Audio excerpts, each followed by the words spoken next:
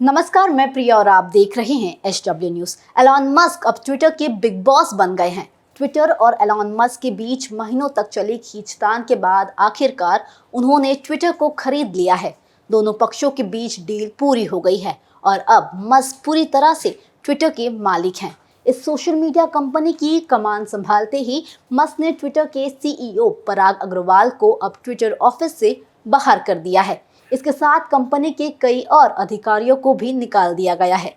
आज की इस वीडियो में हम इसी पर बात करेंगे। साथ ही आपको ये भी बताएंगे कि एलॉन मस्क के लिए ट्विटर को खरीदने की क्या वजह है। लेकिन उसके पहले अगर आप हमें YouTube पर देख रहे हैं तो हमारे चैनल को सब्सक्राइब करें। अगर आप हमें Facebook पर देख रहे हैं तो हमारे पेज को लाइक और फॉलो करें।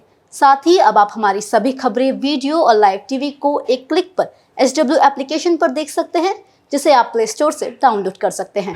ट्विटर की कमान हाथ में आते ही मस्क ने कंपनी में बदलाव करना शुरू कर दिया है। मस्क ने ट्विटर के CEO पराग अग्रवाल के साथ साथ CFO नेड सेगल, जनरल काउंसिल सियान एजेट और कानूनी मामलों के कार्यकारी अधिकारी विजय गड्डे को भी नौकरी से हटा दिया है। ट्विटर के लिए जब से बोली लगी थी तब से ही पराग अग्रवाल और मस्क के बीच तनाव बना हुआ था।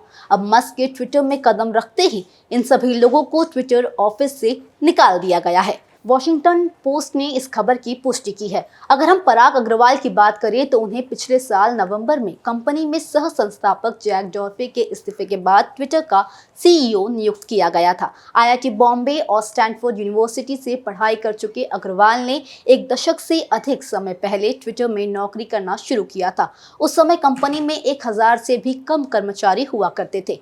न्यूयॉर्क टाइम्स की एक रिपोर्ट में कहा गया है कि मस्क ने बृहस्पतिवार को $44 बिलियन में ट्विटर का सौदा कर लिया है।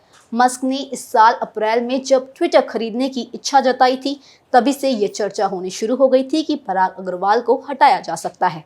रिसर्च फर्म इक्विलर ने यह भी गणना की थी कि अगर ट्विटर खरीदने के बाद पराग अग्रवाल को मस्क कंपनी से हटाते हैं तो उन्हें कितना रुपए मिलेगा। इक्विलर ने कहा था कि अगर पराग को कंपनी पर नियंत्रण के 12 महीने के भीतर हटा दिया जाता है तो उन्हें लगभग $42 बिलियन मिलेंगे, जो कि लगभग $3,457,145,328 भारतीय रुपए होते हैं। समाचार एजेंसी रॉयटर्स के अनुसार इक्विलर के अनुमान में पराग अग्रवाल की मूल वेतन का 1 साल का मूल्य और सभी इक्विटी पुरस्कार शामिल हैं। यह अनुमान मस्क के ट्विटर के प्रति शेयर $54.20 की पेशकश का आधारित है। तो वहीं डील पूरी होने से एक दिन पहले मस्क ट्विटर के ऑफिस में दिखाई दिए थे। वो अपने हाथ में एक सिंक लेकर पहुंचे थे। उनको ऐसे देख सब हैरान हो गए थे। उन्होंने इसका वीडियो भी अपने ट्विटर अकाउंट पर शेयर किया था। कैप्शन में उन्होंने लिखा था, entering Twitter headquarters, let that sink in, जिसका हिंदी अनुवाद होता है ट्विटर हेडक्वार्टर में प्रवेश, इसे डूबने दो। इतना ही नहीं, उन्होंने डील के क्लोज होने से पहले अपने प्रोफाइल में खुद को ट्विटर का चीफ बनने का इशारा देते हुए चीफ ट्वीट भी लिखा था। तो वहीं एलॉन मस्क ने ट्विटर को खरीदने की वजह भी बताई है। उन्होंने ट्वीट करते हुए लिखा कि इस बारे में बहुत से अनुमान लगाए गए, लेकिन इनमें से ज़्यादातर गलत है। मैंने ट्विटर को इसलिए खरीदा है क्योंकि कल्चर के लिए एक कॉमन डिजिटल टाउन स्क्वायर होना ज़रूरी है, जहां पर बिना किसी हिंसा के हेल्दी तरीके से विचारों पर वाद विवाद किया जा सके। मस्क ने इसके अलावा और भी कई पहलुओं पर लिखा, जिसमें ट्विटर पर दिखाई देने वाले विज्ञापन भी शामिल हैं। मस्क ने कहा कि बेमतलब के विज्ञापन प्लेटफॉर्म पर स्पैम की तरह हैं, लेकिन जो विज्ञापन किसी चीज़ से महत्वपूर्ण संबंध रखते हैं वह असल में कंपनी के लिए भी महत्वपूर्ण है।